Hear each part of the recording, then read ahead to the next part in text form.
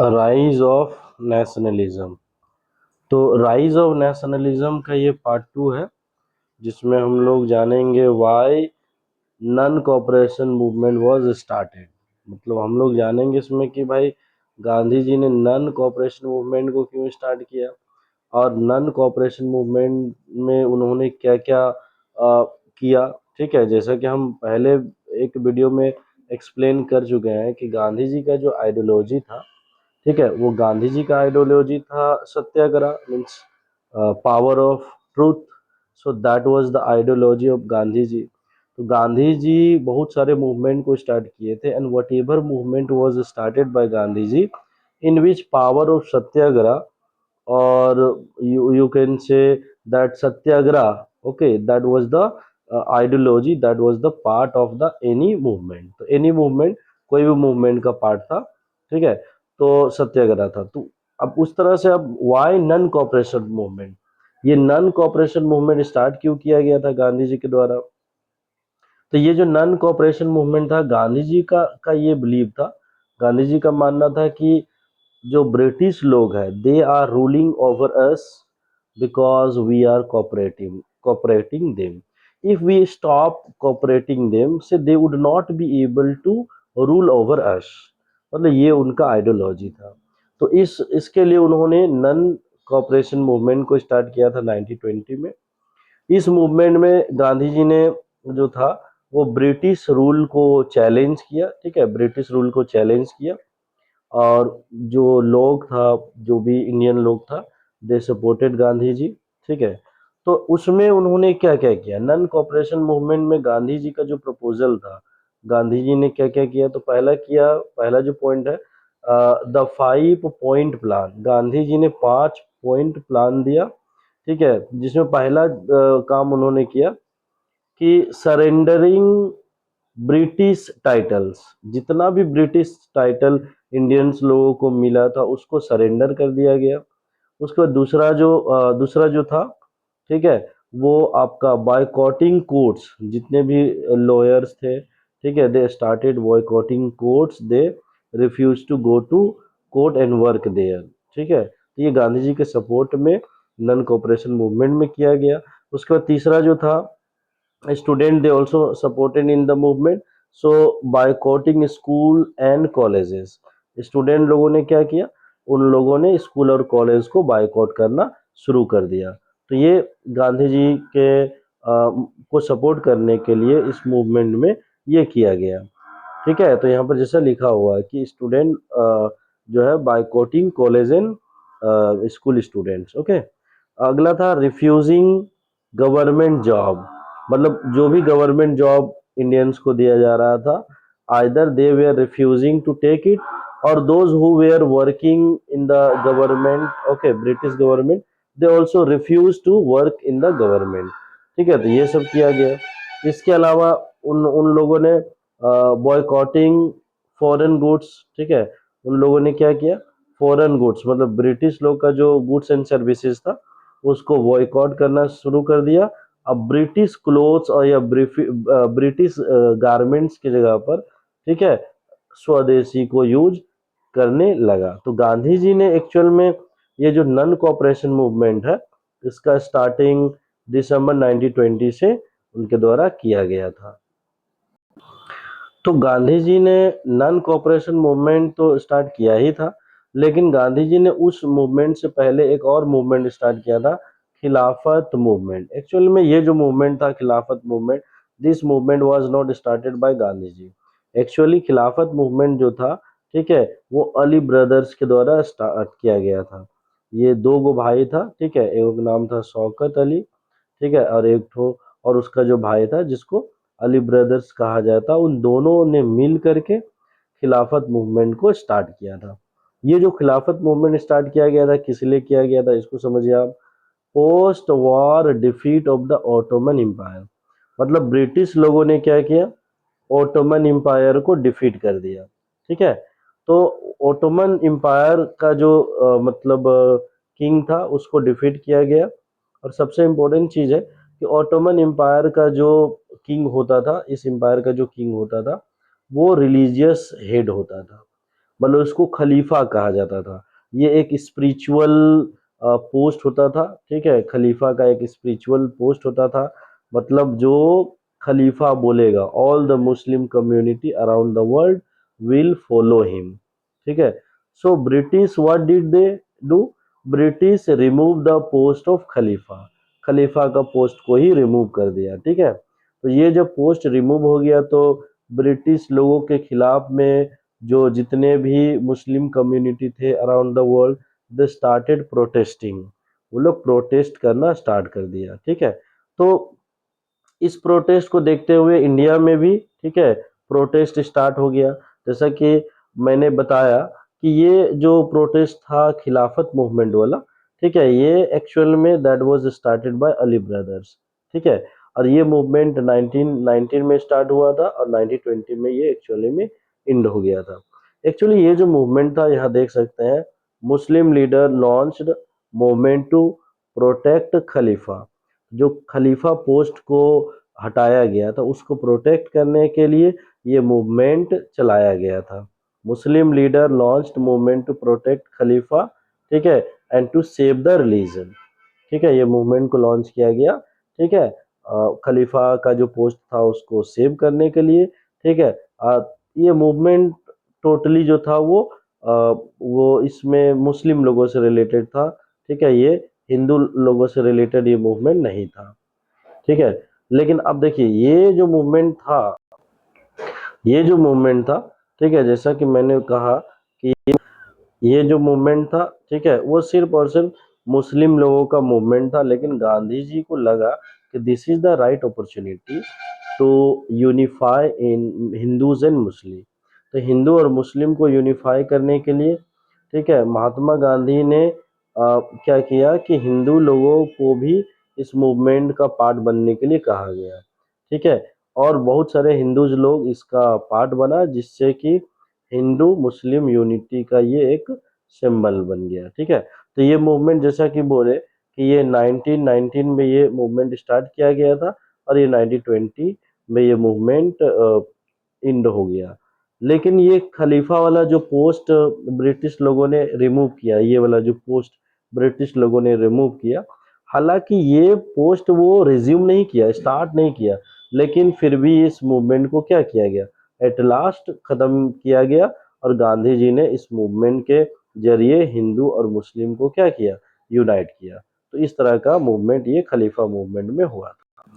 तो none cooperation movement के बाद, ठीक है, गांधी जी का जो एक मेजर मूवमेंट उन्होंने स्टार्ट किया था आगे, वो मूवमेंट का नाम था सिविल डिसओबीडियंस मूवमेंट। तो ये सिविल डिसओबीडियंस मूवमेंट को समझने के लिए आपको सोल्ट मार्च या दांडी यात्रा को समझना पड़ेगा, ठीक है। तो ये जो सोल्ट मार्च या जो दांडी मार्च था, ठीक है, ये गांधी जी के द्वारा स्टार्ट किया गया था 1930 में, साबरमती आश्रम से लेकर के दांडी तक ये यात्रा शुरू किया गया था। तो एक्चुअल में पूरा कहानी ये है कि उस समय ब्रिटिश लोगों ने क्या किया, तो पूरा कहानी स्टार्ट ये होता है कि ब्रिटिश लोगों ने ये मूवमेंट को स्टार्ट किया, ब्रिटिश लोगों के खिलाफ में ये दांडी मार्च को स्टार्ट किया गया था गांधी जी के द्वारा। तो ये एक्चुअल में स्टार्ट करने का जो पर्पस होता था, ब्रिटिश लोगों ने क्या किया था, एक लॉ बनाया जिसको सॉल्ट लॉ कहा जाता है। देखिए आप, सॉल्ट लॉ कहा जाता है। ये गांधी जी ने इस लॉ को ऑब्जेक्ट किया, ठीक है, ये जो सोल्ड लॉ था गांधी जी ने इसको ऑब्जेक्ट किया। एक्चुअल में ये इस लॉ में ब्रिटिश लोगों ने क्या डिसाइड किया, they decided that Indian can not make the salt, Indian लोग सॉल्ट नहीं बना सकते हैं, ठीक है। और उन लोगों ने ये भी डिसाइड किया कि जो इंडियन लोग हैं उन लोगों को जो भी सोल्ट वगैरह है उन लोगों को खरीदना पड़ेगा ब्रिटिश गवर्नमेंट से ही, ठीक है। तो ये उनका एक्चुअल में ये रूल बनाया गया था सोल्ट लॉ में।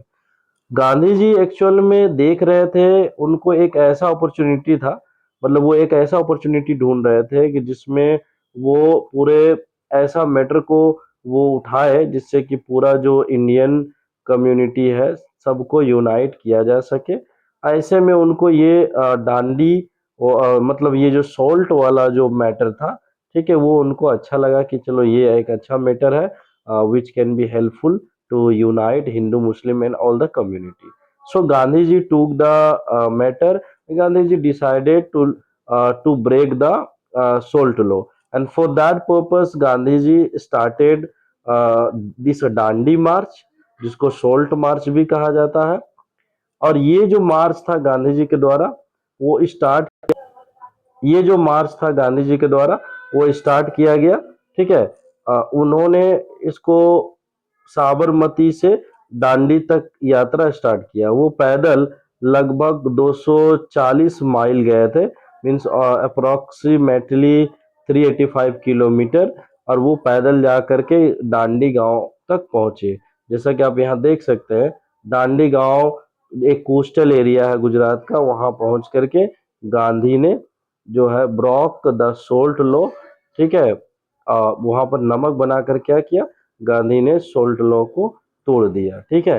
तो ये गांधी जी के द्वारा किया गया. गांधी जी इसमें काफी ज्यादा पॉपुलर हुए. ठीक है. गांधी जी एक्चुअल में जब वो साबरमती से निकले थे, so he had only 78 followers. Okay, means he had started this march, Dandi march, with his 78 followers.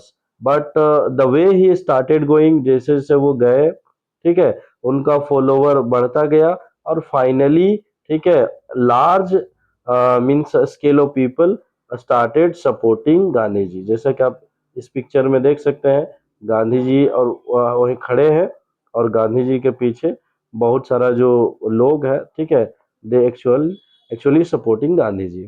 ठीक है. आप ये देख लीजिए, यहाँ पर आपको एक रूट दिखाया गया है दांडी मार्च का, कि दांडी मार्च यहाँ से स्टार्ट होके इस तरह से वो पूरा दांडी मार्च कवर हुआ था.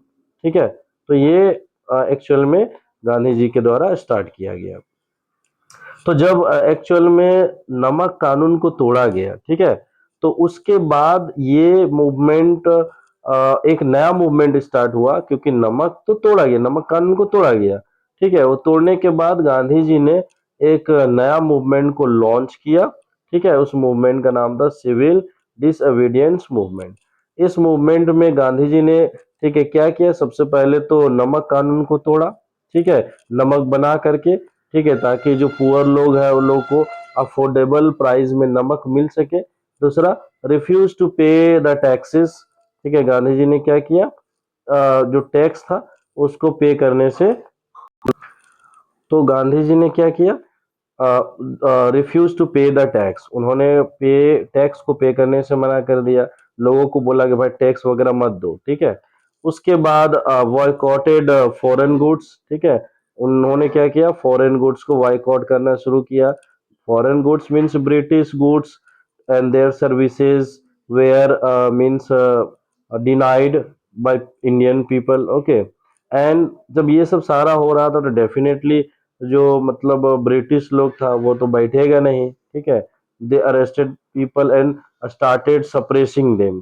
ठीक है. thousands of people were arrested, okay, by the British government. They were killed, they were tortured. ठीक है. but still they became the part of this movement. उसके बाद भी ये इस मूवमेंट का पार्ट वो बने. तो ये जो मूवमेंट था, इसके अलावा आप एक बात और इसमें ध्यान दे सकते हैं कि ये जो जैसा कि मैंने पहले बताया था, ठीक है, तो जो नन कॉपरेशन मूवमेंट चल रहा था जो कि 1920 को स्टार्ट हुआ था. ठीक है. उसके बाद एक चौरी चौरा, ठीक है, इंसिडेंट हुआ था जिसमें बहुत सारे लोगों को मार दिया गया था. बहुत सारे ब्रिटिश लोगों ने इंडियंस को मार दिया था. तो जिसका कंसिक्वेंस ये हुआ कि इंडियन लोगों ने पुलिस स्टेशन पर अटैक करके लगभग 22 पुलिस ऑफिसर को मार दिया, जिसके कारण नन कॉपरेशन मूवमेंट को वापस ले लिया गया था. ठीक है. उसी पीरियड का बात है 1929 का. ठीक है. 1929 में क्या हुआ, Congress means Indian National Congress, they first time demanded for the Purna Swaraj, means complete independence they demanded. Okay. तो उन लोगों ने इस तरह का डिमांड किया. तो गांधी जी ने नमक कानून को तोड़ करके, ठीक है, नमक कानून को तोड़ करके जो सिविल डिसओबीडियंट मूवमेंट स्टार्ट किया था, उस मूवमेंट में मतलब कौन कौन से भारत के कौन कौन से कम्युनिटी ने उसमें पार्टिसिपेट किया था। तो उसके लिए देखिए, पहले the rich peasants they had participated in rich peasants like Patidar of Gujarat, Jat of UP, they participated in the movement or in the disobedience movement. Apart from that, poor peasants, गरीब जो किसान था वो भी इसमें पार्टिसिपेट किया था क्योंकि they wanted relief from the tax. ठीक है। Businessman, they also means participated in the movement. Why? Because they also wanted tax relief, so they also supported Gandhiji, you can see here. Then in the workers, okay, means industrial worker and the plantation worker, okay, they also became part of the movement, वो लोग भी movement का part बना। ठीक है। उसका reason क्या था? ठीक है, क्योंकि वर्कर लोग को भी बहुत ज्यादा काम करवाया जाता था। ठीक है, लेकिन जितना पेमेंट उन लोग को मिलना चाहिए वो उतना पेमेंट मिलता नहीं था। ठीक है, इसीलिए उन लोगों ने भी इसका मतलब इस मूवमेंट को सपोर्ट किया। And no doubt womens they also participated actively in the movement, चाहे वो सॉल्ट मेकिंग का बात हो, चाहे वो एडिंग एंड पैकेजिंग का बात हो।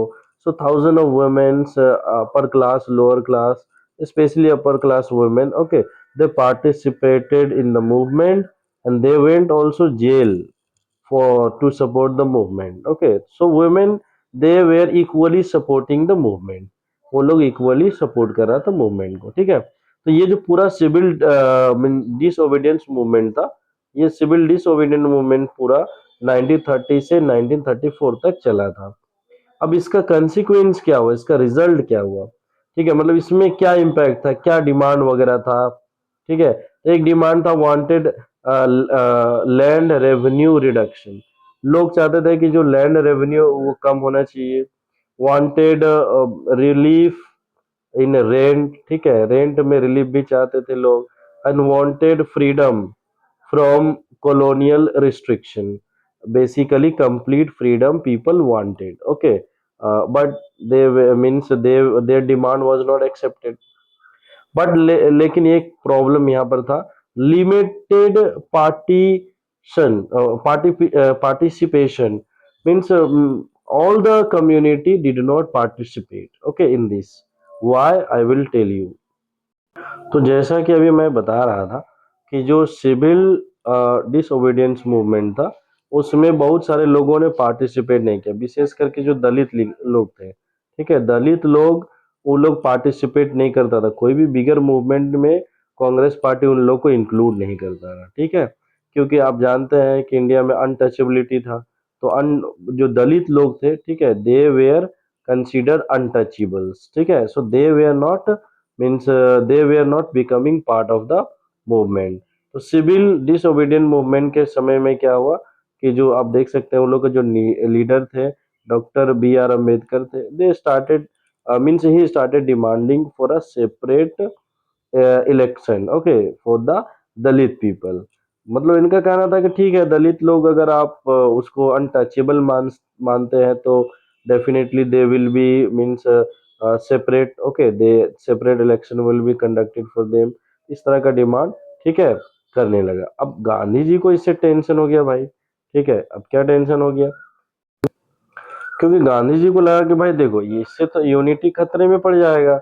अब देखो, एक तो ऑलरेडी मुस्लिम लोग, ठीक है, they were means demanding separate election and they had got also, वो लोग अलग डिमांड कर रहा था क्योंकि इंडियन मुस्लिम मुस्लिम लीग एक पार्टी था, वो सेपरेट डिमांड कर रहा था मुस्लिम इलेक्शन के लिए, तो वो तो सेपरेट हो ही गया था। अब हिंदूज लोग भी सेपरेट हो जाएगा तो फिर उसमें नेशनल यूनिटी कैसे रहेगा? तो गांधी जी ने इस बात को ऑब्जेक्ट किया। ठीक है, लेकिन बी आर अम्बेडकर इस बात पर अड़े रहे। इससे क्या हुआ, गांधी और अम्बेडकर के बीच में, ठीक है, एक विवाद हो गया। ठीक है, एंड गांधी जी मतलब वो फास्ट पर बैठ गए, वो प्रोटेस्ट करने लगे। ठीक है, तो गांधी जी को फाइनली मनाने के लिए, ठीक है, और अम्बेडकर को मनाने के लिए मतलब पूना पैक्ट हुआ था। Poona pact means basically it was a pact or agreement which was done between Gandhi ji and B R Ambedkar. ठीक है, इसमें वो बताया गया कि ठीक है, जो लोअर कास्ट है उन लोग को रिजर्वेशन दिया जाएगा, ठीक है, उन लोग को थोड़ा स्पेशल ट्रीटमेंट दिया जाएगा, लेकिन उन लोगों के लिए अलग इलेक्शन नहीं होगा। ठीक है, तो फिर ये भी एग्री हो गए। इस तरह से फिर दोनों के बीच में साइन हुआ 1932 में एक पैक्ट, जिसको पूना पैक्ट के नाम से जाना जाता है। ठीक है, उसके अलावा फिर आते हैं पूना पैक्ट के बाद, तो इस तरह से यूनिटी बनाने के लिए ये सब सारा चल ही रहा था। इसके अलावा देखिए, नेशनल फ्रीडम के समय, ठीक है, a sense of collective belongings, मतलब भारत माता का जो स्टैचू वगैरह बनाया गया, ठीक है, उसके बाद सॉन्ग्स वगैरह, कल्चरल सॉन्ग्स, ठीक है, जैसे वंदे मातरम वगैरह हुआ, ये सब लिखा गया। भारत का जो पास्ट था उसको ग्लोरीफाई किया गया, फ्लैग बनाया गया, ठीक है, और ये सब सारा किया गया कल्चर को सिंबलाइज करके। ठीक है, लोगों के अंदर जो नेशनलिज्म था उसको जगाया गया। ठीक है, ये बिल्कुल यूरोप में जैसे हो रहा था, एग्जैक्टली सेम यहाँ पर भी हुआ। तो इस तरह से नेशनलिज्म को जगाया गया। अब जो नॉन कॉपरेशन मूवमेंट चल रहा था, उसी मूवमेंट के समय में एक और मूवमेंट हुआ था। ठीक है, ये मूवमेंट ट्राइबल लोगों का था। Gudem hills means the tribal people who were living in the Andhra Pradesh और the nearby hill. Okay, उन लोगों ने ये मूवमेंट किया था, जिसको ट्राइबल मूवमेंट कहा जाता है।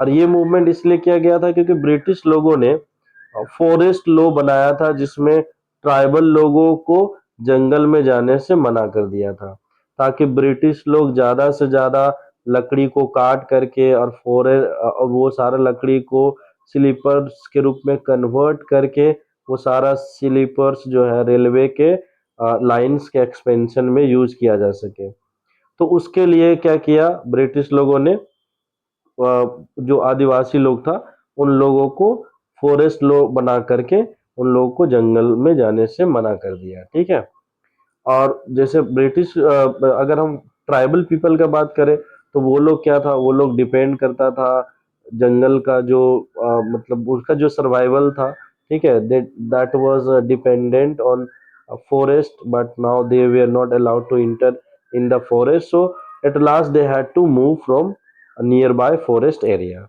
अब वो लोग नियर बाय फॉरेस्ट एरिया से मूव किए, उसके बाद मूव करके, ठीक है, वो दूसरा जगह जा करके खेती वगैरह करने लगे। Now there British people imposed heavy tax on them, वहां पर भी वो लोग पर हेवी टैक्स इम्पोज कर दिया। इसका रिजल्ट ये हुआ कि जो ट्राइबल लोग था, ठीक है, वो बहुत ही ज्यादा गुस्सा हो गया। तो वो लोग बहुत ज्यादा गुस्सा हुआ, तो उसमें से ट्राइबल लोगों में से एक उसका एक लीडर था, यहाँ इसको देख सकते हैं, इनका नाम था Alluri Sitarama Raju. So this man was inspired from Gandhi ji. Gandhi ji से इंस्पायर्ड था ये आदमी। ठीक है, लेकिन प्रॉब्लम क्या था, इनका आइडियोलॉजी थोड़ा सा स्लाइटली डिफरेंट था। इनका मानना था कि अगर फ्रीडम को अचीव करना है तो सत्याग्रह से कुछ नहीं होगा, नन वॉयलेंस से कुछ नहीं होगा। वॉयलेंस जब तक यूज नहीं किया जाएगा, there will be nothing change that is going to happen. ठीक है, तो इस तरह का आइडियोलॉजी था सीताराम अल्लूरी राजू का। ठीक है, और ये इनका आइडियोलॉजी के कारण इन्होंने एक ट्राइबल ग्रुप का एक आर्मी बनाया, जैसा कि आप देख सकते हैं ये और ब्रिटिश के खिलाफ इन्होंने क्या किया, प्रोटेस्ट स्टार्ट कर दिया। ठीक है, और लार्ज स्केल पर ये प्रोटेस्ट होने लगा। तो ये प्रोटेस्ट आंध्र प्रदेश में हो रहा था। ठीक है, ये गोडम हिल्स के आसपास हो रहा था, तो इसको ट्राइबल मूवमेंट का एक हिस्सा माना जाता है। इसके अलावा ट्राइबल मूवमेंट सिर्फ यही नहीं हुआ था, इसके अलावा असम में भी हुआ था। ठीक है, असम में जो प्लांटेशन वर्कर्स था, ठीक है, उन लोग का प्रॉब्लम अलग ही था। जो प्लांटेशन वर्कर्स था, ठीक है, दे हैड लिटिल फ्रीडम, उन लोग के पास बहुत कम फ्रीडम था। ठीक है, उन लोगों को क्या करना पड़ता था, उन लोग को टी स्टेट के अंदर ही रहना पड़ता था। ठीक है, और उन लोग को परमिशन नहीं था टी स्टेट को छोड़ करके जाने का। अब टी स्टेट में उस लोग को पूरा खटवाया जाता था, काम करवाया जाता था, और जो पेमेंट मिलता था वो बहुत ही कम मिलता था, ठीक है। That means indirectly they were exploited by the British, okay. तो उन लोग का जो एक्सप्लॉइटेशन था वो जारी था, ठीक है। तो उस एक्सप्लॉइटेशन के खिलाफ, ठीक है, उन लोगों ने, ठीक है, सोचा कि भाई अब प्रोटेस्ट करते हैं। तो उसी समय क्या हुआ कि नन कॉपरेशन मूवमेंट चल रहा था गांधी जी का। तो उन लोगों ने डिसाइड किया कि it is a right time to support Gandhi ji. So what happened? Or means tea plantation worker. They left the garden, okay, and having left the garden, मतलब गार्डन को छोड़ करके, टी प्लांटेशन जो गार्डन था उसको छोड़ करके, अब यहाँ देखो, after hearing of Gandhi ji, Gandhi जी जब एड्रेस कर रहे थे तो उन लोगों ने मतलब गांधी जी ने कहा कि अब हम लोग को स्वराज चाहिए, ठीक है। तो गांधी जी से के बात को सुन करके उन लोग क्या किया, देखो यहाँ पर, worker, they left the house, okay, means they left the garden and started going and towards their village, but रास्ते में क्या हुआ, ठीक है, caught and beaten by police. British लोग रास्ते में क्या किया, वर्कर लोगों को पकड़ लिया और उसको पीट पाट करके बहुत लोग को वहीं पर ऑन द स्पॉट मार दिया, बहुत सारे लोगों को रिटर्न बैक लाया गया, ठीक है, गार्डन। तो इस तरह से ये दोनों जो मतलब मूवमेंट हुआ था, चाहे वो आंध्र प्रदेश में हो, चाहे वो असम में हो, तो ये दोनों मूवमेंट क्या है, ये दोनों मूवमेंट आपका ट्राइबल मूवमेंट में आता है, जो कि ये भी नेशनलिज्म को इंस्पायर करने वाला एक मूवमेंट था। तो इस चैप्टर में हम लोगों ने आइडिया ऑफ सत्याग्रह को देखा, उसके बाद हम लोगों ने खिलाफत मूवमेंट के बारे में भी जाना, और उसके बाद हम लोगों ने सिविल डिसओबीडियंस मूवमेंट और सोल्ट मार्च के बारे में भी कंप्लीट डिटेल में। तो ये सारा जो टॉपिक है, these are very important topic for the exam point of view. इसके अलावा हम लोगों ने ये भी जाना कि आखिर में नन कॉपरेशन मूवमेंट क्यों स्टार्ट किया गया था, ठीक है। तो ये गांधी जी का पूरा आइडियोलॉजी के बारे में हम लोगों ने इस चैप्टर में जाना। तो राइज ऑफ नेशनलिज्म ये जो चैप्टर है, ठीक है, rise of nationalism in India, तो इसमें बेसिकली गांधी जी के आने के बाद एक्चुअल में क्या क्या इवेंट हुए, जो इम्पोर्टेंट इवेंट हुआ, ठीक है, उसके बारे में ये कंप्लीट चैप्टर में बताया गया है। तो ये सारा चैप्टर, ये चैप्टर टोटल कंप्लीट होता है आज। अगर आपको इस चैप्टर से रिलेटेड कोई भी अगर क्वारीज है, if you have any question, so you can comment me, I will try to give answer of that question. So thank you for watching. Have a nice day.